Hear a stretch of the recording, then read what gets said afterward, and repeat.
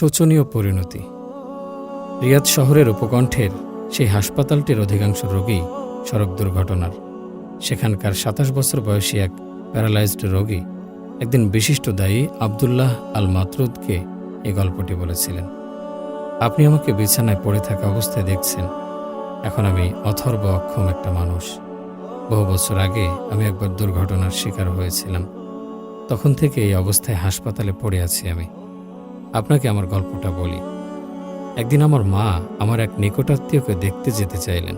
তিনি অনুরোধ করলেন আমি যেন তাকে সেখানে নিয়ে যাই, কিন্তু আমি সাফ জানিয়ে দেই হাতে মোটেও সময় নেই, অন্য কোনো দিন নিয়ে যাব।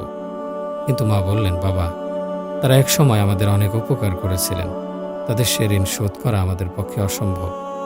আজ আমি তাদের সাথে একবার দেখা করতে চাই, একটু কষ্ট করে আমাকে নিয়ে চলো। তখন মাকে একটা শর্ত দিয়ে বললাম, তুমি ৮ ঘন্টা সময় পাবে দেখা করার জন্য। এই ৮ ঘন্টা শেষে আমি গাড়ির হর্ন বাজালে তোমাকে সাথে সাথে বাইরে আসতে হবে। যদি না আসো তাহলে আমি কিন্তু ১ মিনিটও অপেক্ষা করব না, তোমাকে রেখেই চলে যাব। পরেও তোমাকে আর আনতে যাব না। সেদিন আমার জোরে দেওয়ার শর্তে মা রাজি হয়েছিলেন। মাকে পৌঁছে দেওয়ার ৮ ঘন্টা পর তাকে আনতে গেলাম। বাইরে থেকে হর্ন বাজালাম।